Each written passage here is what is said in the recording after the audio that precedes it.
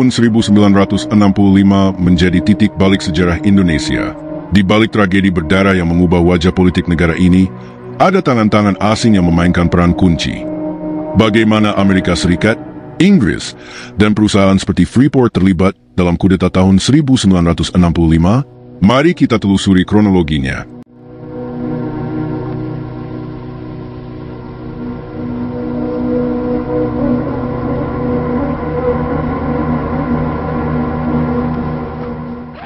Latar belakang geopolitik. Pada era Perang Dingin, tahun 1947 hingga 1991, dunia terbagi menjadi dua blok utama yang saling bersaing. Blok Barat yang dipimpin oleh Amerika Serikat dan Blok Timur yang dipimpin oleh Uni Soviet. Konflik ini tidak hanya bersifat militer, tetapi juga ideologis, ekonomi, dan politik. Indonesia, di bawah kepemimpinan Presiden Soekarno, menjadi salah satu negara yang menarik perhatian kedua blok karena posisi strategisnya di Asia Tenggara dan kekayaan sumber daya alamnya yang melimpah. Kekhawatiran AS dan Inggris terhadap komunisme. AS dan Inggris, sebagai kekuatan utama blok Barat, sangat khawatir bahwa Indonesia akan jatuh ke dalam pengaruh komunis. Kekhawatiran ini muncul karena kedekatan Soekarno dengan Uni Soviet dan Tiongkok, dua negara komunis terbesar pada saat itu. Soekarno, PKI sebagai ancaman strategis. Partai Komunis Indonesia, atau PKI, adalah partai komunis terbesar di luar Uni Soviet dan Tiongkok. Pada awal tahun 1960-an, PKI memiliki jutaan anggota dan simpatisan, serta memainkan peran penting dalam politik Indonesia. Pertumbuhan PKI yang pesat dan pengaruhnya yang semakin besar dalam pemerintahan Soekarno, membuat AS dan Inggris melihat PKI sebagai ancaman serius terhadap stabilitas regional dan kepentingan ekonomi mereka. Pengaruh PKI dalam pemerintahan. PKI berhasil menempatkan anggotanya dalam posisi-posisi strategis di pemerintahan dan lembaga-lembaga negara. Mereka juga memiliki pengaruh kuat di kalangan buruh, petani, dan organisasi massa. Hal ini membuat PKI menjadi kekuatan politik yang sulit diabaikan. Ancaman terhadap kepentingan Barat. AS dan Inggris khawatir bahwa dominasi PKI dalam politik Indonesia akan mengarah pada nasionalisasi aset-aset asing, termasuk perusahaan-perusahaan pertambangan dan minyak yang dikuasai oleh Barat. Hal ini akan merugikan kepentingan ekonomi mereka di kawasan Asia Tenggara. Kepentingan ekonomi AS dan Inggris. Selain kekhawatiran ideologis, AS dan Inggris juga memiliki kepentingan ekonomi yang besar di Indonesia. Kekayaan sumber daya alam Indonesia, seperti minyak, gas, dan mineral, membuat negara ini menjadi target penting bagi investasi asing. Freeport dan kepentingan AS. Freeport-McMoran, perusahaan pertambangan AS, telah mengincar kekayaan mineral di Papua, khususnya tembaga dan emas. Namun, untuk mengamankan akses ke sumber daya ini, AS membutuhkan pemerintahan yang bersahabat di Indonesia. Pemerintahan Soekarno yang cenderung nasionalis dan anti-Barat dianggap sebagai penghalang bagi kepentingan ekonomi AS. Kepentingan Inggris di Asia Tenggara. Inggris, sebagai mantan penjajah di kawasan Asia Tenggara, juga memiliki kepentingan strategis dan ekonomi di Indonesia. Mereka khawatir bahwa dominasi komunis di Indonesia akan memicu gelombang revolusi di negara-negara tetangga, seperti Malaysia dan Singapura, yang saat itu masih berada di bawah pengaruh Inggris. Operasi intelijen dan dukungan militer. AS dan Inggris, melalui badan intelijen mereka seperti CIA, Central Intelligence Agency, dan MI6, Secret Intelligence Service, dilaporkan terlibat dalam upaya untuk melemahkan pemerintahan Soekarno dan menghancurkan PKI. Mereka memberikan dukungan logistik, pelatihan, dan intelijen kepada kelompok militer Indonesia yang anti-komunis, termasuk Angkatan Darat yang dipimpin oleh Mayor Jenderal Soeharto. Pelatihan dan pendanaan. CIA dan MI6 memberikan pelatihan dan pendanaan kepada kelompok-kelompok anti-komunis di Indonesia, termasuk militer dan organisasi-organisasi Islam. Mereka juga menyebarkan propaganda anti-PKI untuk mempengaruhi opini publik. Dukungan untuk kudeta. Ketika terjadi peristiwa Gerakan 30 September atau G30S, pada tahun 1965, AS dan Inggris diduga memberikan dukungan diam-diam kepada Angkatan Darat untuk mengambil alih kekuasaan dan menghancurkan PKI. Hasilnya adalah pembantaian massal yang menewaskan ratusan ribu hingga jutaan orang, serta kejatuhan Soekarno dan naiknya Soeharto ke tampuk kekuasaan. Latar belakang geopolitik Perang Dingin, ketakutan terhadap ekspansi komunis, dan kepentingan ekonomi AS dan Inggris di Indonesia menjadi faktor kunci yang mendorong keterlibatan mereka dalam peristiwa tahun 1965. Freeport, sebagai salah satu perusahaan AS yang berkepentingan, juga diyakini memainkan peran dalam mendukung perubahan rezim yang menguntungkan kepentingan bisnis mereka. Dengan demikian, peristiwa tahun 1965 tidak hanya merupakan konflik internal Indonesia, tetapi juga bagian dari pertarungan global antara Blok Barat dan Blok Timur. Peristiwa G30 FPK. Peristiwa Gerakan 30 September atau G30S yang sering dikaitkan dengan Partai Komunis Indonesia atau PKI merupakan salah satu momen paling kelam dalam sejarah Indonesia. Peristiwa ini terjadi pada 30 September 1965 dan dianggap sebagai upaya kudeta yang gagal. Meskipun hingga saat ini masih banyak perdebatan mengenai siapa sebenarnya dalang dibalik G30S, peristiwa ini menjadi titik balik yang mengubah arah politik Indonesia secara dramatis. Awal mula peristiwa G30S. Pada dini hari tanggal 1 Oktober 1965, sekelompok pasukan yang menamakan diri mereka Gerakan 30 September menculik dan membunuh 6 jenderal senior TNI Angkatan Darat dan 1 perwira. Para jenderal yang menjadi korban adalah 1. Letnan Jenderal Ahmad Yani, Menteri Panglima Angkatan Darat. 2. Mayor Jenderal R. Suprapto, Deputi 2 Menteri Panglima AD.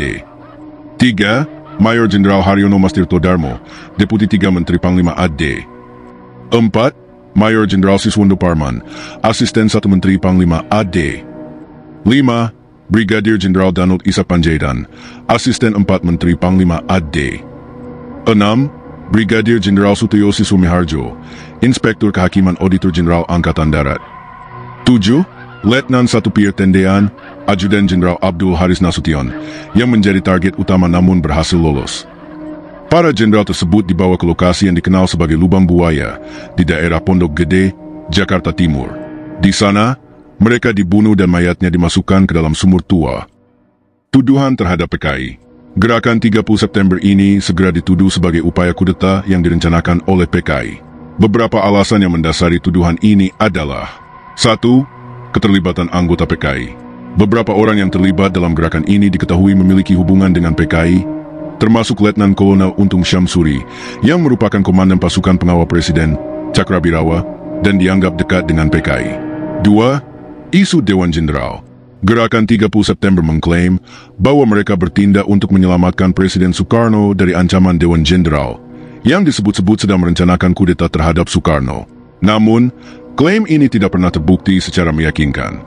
3. Propaganda anti-PKI. Setelah peristiwa ini, Angkatan Darat dan kelompok anti-komunis melancarkan kampanye propaganda besar-besaran untuk menuduh PKI sebagai dalang di balik G30S. Hal ini bertujuan untuk melegitimasi operasi penumpasan PKI yang akan dilakukan. Peran Jenderal Soeharto. Mayor Jenderal Soeharto, yang saat itu menjabat sebagai Panglima Komando Cadangan Strategis Angkatan Darat, mengambil alih kendali situasi setelah peristiwa G30S. Soeharto tidak menjadi target penculikan karena tidak termasuk dalam daftar jenderal yang diincar. Dengan cepat, ia memobilisasi pasukan dan mengambil alih kepemimpinan Angkatan Darat. Operasi penumpasan PKI. Soeharto memimpin operasi militer untuk menumpas PKI dan kelompok-kelompok yang dianggap terkait dengan gerakan tersebut. Operasi ini tidak hanya dilakukan di Jakarta, tetapi juga menyebar ke seluruh Indonesia. Pembersihan massal. Dalam beberapa bulan setelah G30S, terjadi pembantaian massal terhadap anggota dan simpatisan PKI.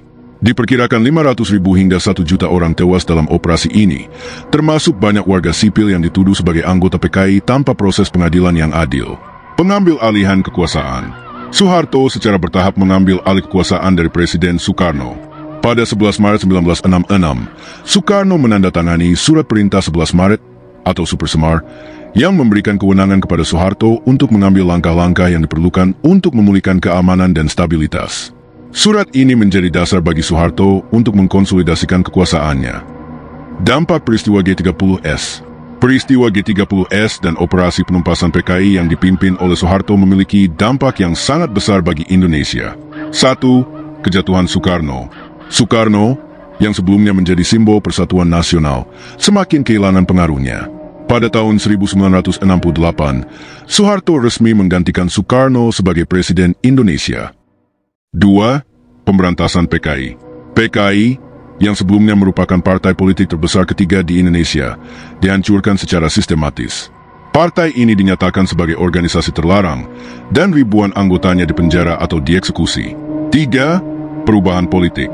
Indonesia beralih dari sistem politik yang dipengaruhi oleh nasionalisme dan sosialisme ala Soekarno ke sistem yang lebih pro-barat di bawah kepemimpinan Soeharto. Hal ini membuka jalan bagi investasi asing dan pembangunan ekonomi, tetapi juga menandai dimulainya era otoritarianisme Orde Baru. Kontroversi dan pertanyaan yang belum terjawab. Meskipun narasi resmi menyatakan bahwa PKI adalah dalang di balik G30S, banyak sejarawan dan peneliti yang mempertanyakan kebenaran versi ini. Beberapa pertanyaan yang masih belum terjawab antara lain. 1. Peran AS dan CIA. Beberapa dokumen yang dirilis kemudian menunjukkan bahwa AS melalui CIA mungkin terlibat dalam upaya untuk menggulingkan Soekarno dan menghancurkan PKI. Namun, sejauh mana keterlibatan mereka dalam peristiwa G30S masih menjadi perdebatan. 2. Motif sebenarnya. Apakah G30S benar-benar upaya kudeta oleh PKI? Ataukah ada pihak lain yang memanfaatkan situasi untuk mencapai tujuan politik tertentu? 3. Nasib para korban. Ribuan orang yang dituduh sebagai anggota PKI tewas atau dipenjara tanpa proses hukum yang adil. Hingga saat ini, upaya untuk mengungkap kebenaran dan memberikan keadilan bagi para korban masih terus dilakukan. Peristiwa G30S PKI merupakan peristiwa yang kompleks dan penuh kontroversi. Meskipun dianggap sebagai upaya kudeta oleh PKI, banyak aspek dari peristiwa ini yang masih belum sepenuhnya terungkap. Yang jelas, peristiwa ini menjadi titik balik yang mengubah Indonesia dari negara yang dipimpin oleh Soekarno dengan ideologi Nasakom, menjadi negara yang dipimpin oleh Soeharto dengan sistem Orde Baru yang pro-barat. Dampaknya masih terasa hingga hari ini, baik dalam politik, sosial, maupun budaya Indonesia. Dukungan intelijen Barat. Keterlibatan Amerika Serikat dan Inggris dalam peristiwa tahun 1965 di Indonesia tidak hanya terbatas pada kepentingan geopolitik dan ekonomi, tetapi juga melibatkan dukungan aktif dari badan intelijen mereka, yaitu CIA, Central Intelligence Agency, dan Mi-6, Secret Intelligence Service. Dukungan ini menjadi faktor krusial dalam membantu militer Indonesia, khususnya di bawah kepemimpinan Mayor Jenderal Soeharto, untuk menumpas Partai Komunis Indonesia dan mengkonsolidasikan kekuasaan. Dukungan intelijen CIA dan Mi-6. CIA dan Mi-6 memainkan peran penting dalam memberikan dukungan intelijen kepada militer Indonesia. Dukungan ini mencakup berbagai aspek, mulai dari pengumpulan informasi, pelatihan, hingga penyediaan daftar nama anggota PKI yang menjadi target operasi penangkapan dan pembunuhan massal.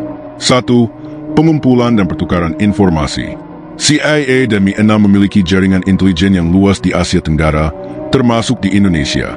Mereka mengumpulkan informasi tentang aktivitas PKI, struktur organisasinya, dan para pemimpinnya. Informasi ini kemudian dibagikan kepada militer Indonesia, khususnya kepada Soeharto dan para perwira tinggi Angkatan Darat. 2. Pelatihan dan konsultasi. CIA dan Mi-6 juga memberikan pelatihan kepada militer Indonesia dalam teknik-teknik intelijen, termasuk metode pengumpulan informasi, interogasi, dan operasi rahasia. Pelatihan ini bertujuan untuk meningkatkan kapasitas militer Indonesia dalam menghadapi ancaman komunis.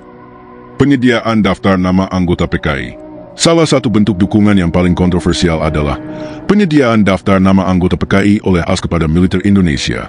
Daftar ini digunakan untuk menargetkan individu-individu yang dianggap sebagai ancaman bagi stabilitas negara. 1. Daftar nama dari AS. Menurut beberapa laporan dan dokumen yang dirilis kemudian, CIA memberikan daftar nama anggota dan simpatisan PKI kepada militer Indonesia. Daftar ini mencakup ribuan nama, termasuk para pemimpin PKI, aktivis buruh, petani, dan intelektual yang dianggap terkait dengan partai tersebut. 2. Operasi penangkapan dan pembunuhan massal. Daftar nama ini menjadi dasar bagi operasi penangkapan dan pembunuhan massal yang dilakukan oleh militer Indonesia. Ribuan orang diculik, dipenjara, atau dieksekusi tanpa proses pengadilan yang adil. Operasi ini tidak hanya terjadi di Jakarta, tetapi juga menyebar ke berbagai daerah di Indonesia, termasuk Jawa Tengah, Jawa Timur, Bali, dan Sumatera.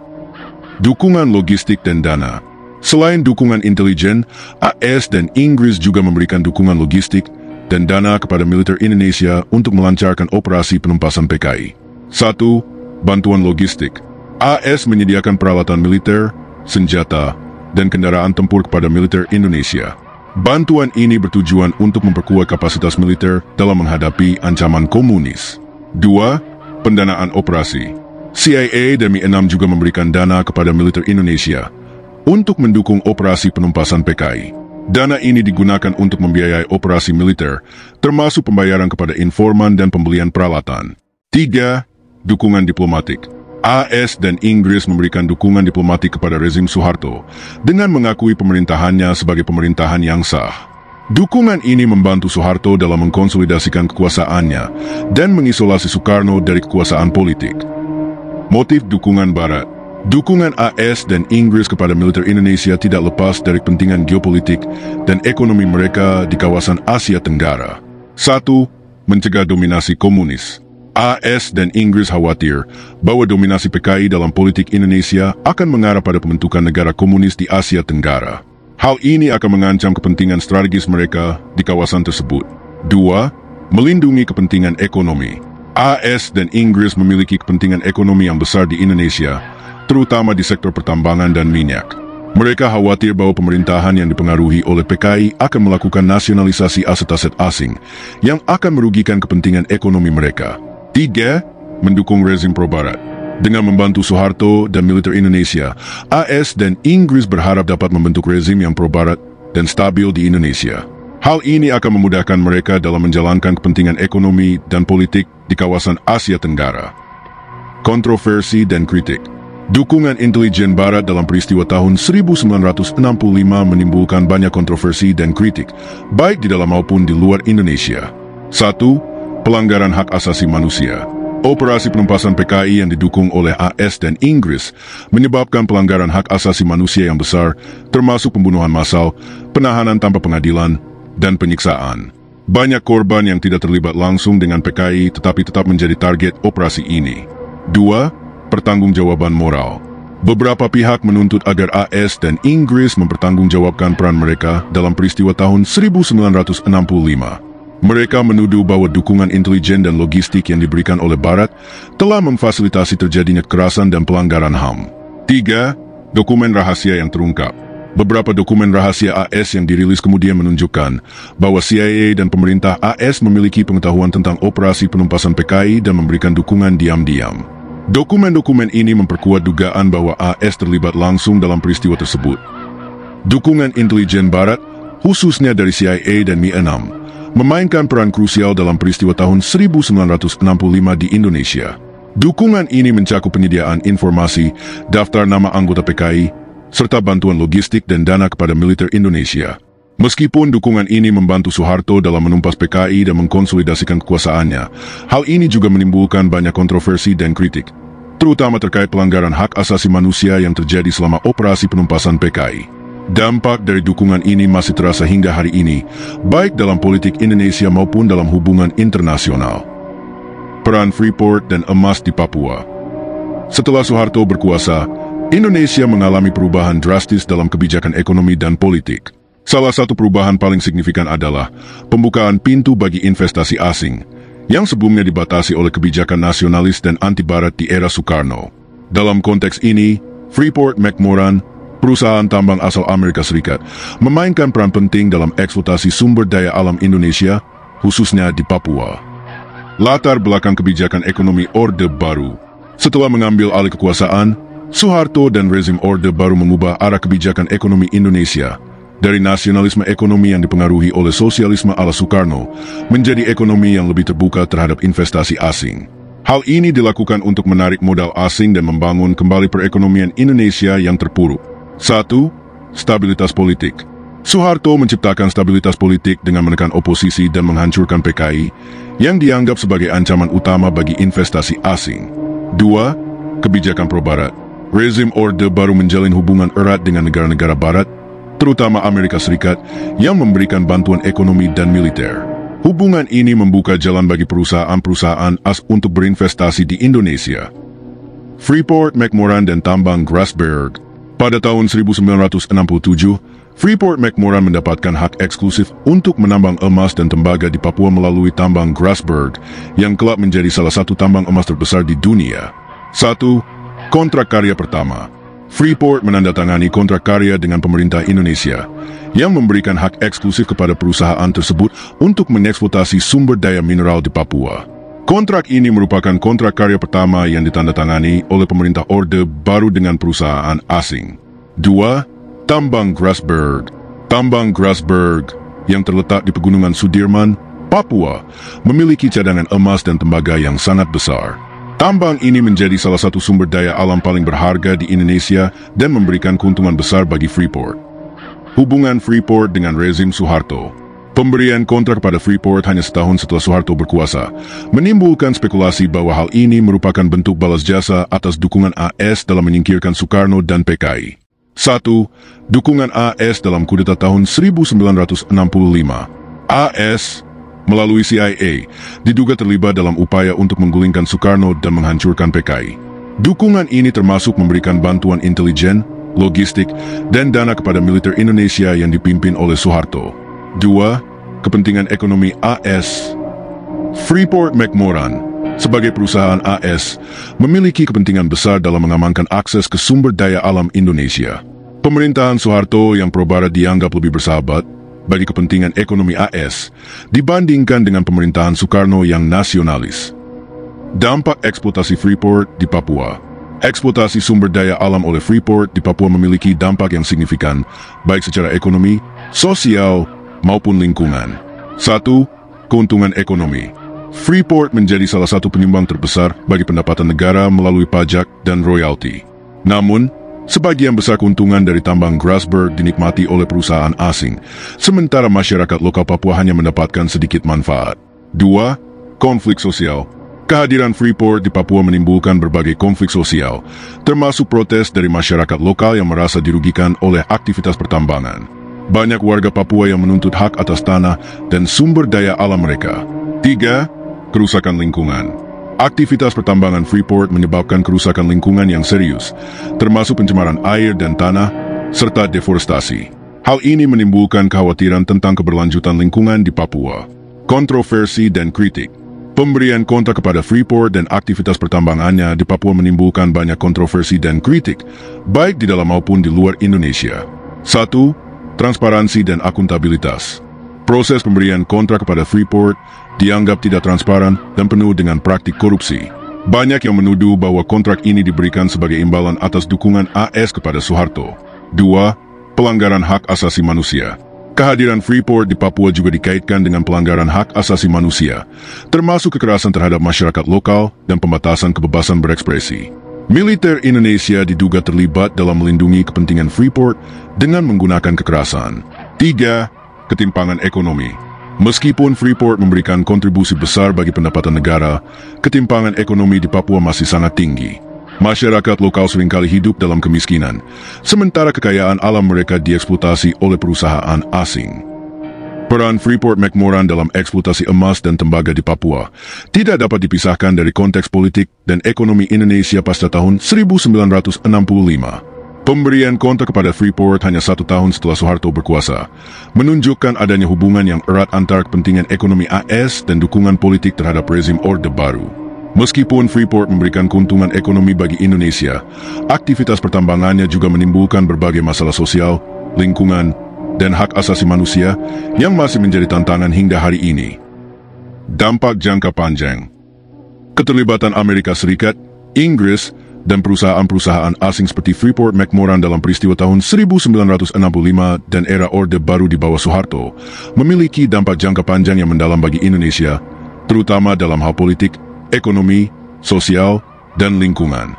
Dampak ini masih terasa hingga hari ini, khususnya di wilayah Papua, di mana eksploitasi sumber daya alam telah mengakibatkan marginalisasi masyarakat lokal dan kerusakan lingkungan yang parah. Soeharto sebagai pemimpin pro-barat dan pro-kapitalisme.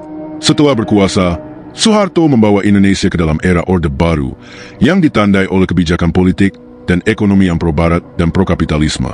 Hal ini merupakan perubahan drastis dari kebijakan nasionalis dan sosialis yang diusung oleh Soekarno. 1. Aliansi dengan negara-negara barat. Soeharto menjalin hubungan erat dengan AS dan sekutu-sekutunya, termasuk Inggris, Jepang, dan Australia. Hubungan ini mencakup bantuan ekonomi, militer, dan investasi asing yang besar. 2. Kebijakan ekonomi terbuka. Soeharto membuka pintu bagi investasi asing dengan memberikan insentif kepada perusahaan-perusahaan multinasional untuk beroperasi di Indonesia. Kebijakan ini bertujuan untuk menarik modal asing dan membangun infrastruktur ekonomi Indonesia. 3. Stabilitas politik dengan kekerasan. Meskipun Orde Baru menciptakan stabilitas politik yang diperlukan untuk pertumbuhan ekonomi, hal ini dilakukan dengan cara represif, termasuk penekanan terhadap oposisi, pembatasan kebebasan pers, dan pelanggaran hak asasi manusia. Eksploitasi sumber daya alam oleh perusahaan asing. Salah satu dampak jangka panjang yang paling signifikan dari kebijakan Orde Baru adalah eksploitasi besar-besaran sumber daya alam Indonesia oleh perusahaan-perusahaan asing, terutama di wilayah Papua. 1. Freeport-McMoran dan tambang Grasberg. Freeport-McMoran, perusahaan tambang asal AS, mendapatkan hak eksklusif untuk menambang emas dan tembaga di Papua melalui tambang Grasberg, yang menjadi salah satu tambang emas terbesar di dunia. Kontrak ini diberikan hanya 1 tahun setelah Soeharto berkuasa, yang menimbulkan spekulasi tentang adanya balas jasa atas dukungan AS dalam menyingkirkan Soekarno dan PKI. 2. Keuntungan ekonomi bagi negara. Freeport menjadi salah satu penyumbang terbesar bagi pendapatan negara melalui pajak dan royalti. Namun, sebagian besar keuntungan dari tambang Grasberg dinikmati oleh perusahaan asing, sementara masyarakat lokal Papua hanya mendapatkan sedikit manfaat. 3. Ketergantungan pada sektor ekstraktif. Kebijakan Orde Baru yang mengandalkan eksploitasi sumber daya alam menciptakan ketergantungan ekonomi pada sektor ekstraktif yang rentan terhadap fluktuasi harga komoditas global. Marginalisasi rakyat Papua. Eksploitasi sumber daya alam di Papua oleh perusahaan-perusahaan asing seperti Freeport telah mengakibatkan marginalisasi dan penderitaan yang panjang bagi masyarakat lokal. 1. Ketimpangan ekonomi. Meskipun Papua kaya akan sumber daya alam, masyarakat lokal seringkali hidup dalam kemiskinan dan ketimpangan ekonomi yang parah. Infrastruktur dasar seperti pendidikan, kesehatan, dan transportasi masih sangat terbatas. 2. Pelanggaran hak asasi manusia. Kehadiran perusahaan-perusahaan tambang dan militer Indonesia di Papua seringkali dikaitkan dengan pelanggaran hak asasi manusia, termasuk kekerasan, penahanan tanpa pengadilan, dan pembatasan kebebasan berekspresi. 3. Diskriminasi dan rasisme. Masyarakat Papua sering mengalami diskriminasi dan rasisme, baik dalam konteks sosial maupun politik. Mereka merasa bahwa identitas dan hak-hak mereka sebagai warga negara Indonesia tidak diakui sepenuhnya. Dampak lingkungan yang parah. Aktivitas pertambangan di Papua, terutama oleh Freeport, telah mengakibatkan kerusakan lingkungan yang serius dan berdampak jangka panjang. 1. Pencemaran air dan tanah. Limbah tambang yang mengandung bahan kimia beracun telah mencemari sungai dan tanah di sekitar tambang Grasberg. Hal ini mengancam ekosistem lokal dan kesehatan masyarakat. 2. Deforestasi. Aktivitas pertambangan juga menyebabkan deforestasi dan hilangnya habitat alami bagi flora dan fauna di Papua. Hal ini mengancam keanekaragaman hayati yang kaya di wilayah tersebut. 3. Perubahan iklim lokal. Kerusakan lingkungan yang disebabkan oleh pertambangan dapat mempengaruhi iklim lokal, termasuk perubahan pola curah hujan dan suhu. Dampak jangka panjang dari kebijakan Orde Baru dan eksploitasi sumber daya alam oleh perusahaan-perusahaan asing seperti Freeport-McMoran sangat mendalam dan kompleks. Soeharto membawa Indonesia ke dalam era pro-barat dan pro-kapitalisme yang menciptakan pertumbuhan ekonomi, tetapi juga mengakibatkan ketimpangan sosial, pelanggaran hak asasi manusia, dan kerusakan lingkungan. Di Papua, masyarakat lokal terus mengalami marginalisasi dan dampak lingkungan yang parah akibat eksploitasi tambang. Dampak ini masih menjadi tantangan besar bagi Indonesia hingga hari ini, dan memerlukan upaya serius untuk mencapai keadilan sosial, ekonomi, dan lingkungan bagi semua warga negara. Keterlibatan AS, Inggris, dan Freeport dalam kudeta tahun 1965 bukan sekadar persoalan ideologi anti-komunis. Ini adalah upaya untuk mengamankan kepentingan ekonomi dan politik mereka di Indonesia. Freeport menjadi simbol bagaimana kekuasaan Orde Baru mengorbankan kedaulatan ekonomi Indonesia demi keuntungan korporasi asing. Mari kita belajar dari sejarah untuk membangun masa depan yang lebih adil dan berdaulat. Jangan lupa like, share, dan subscribe untuk konten-konten menarik lainnya. Sampai jumpa di video berikutnya.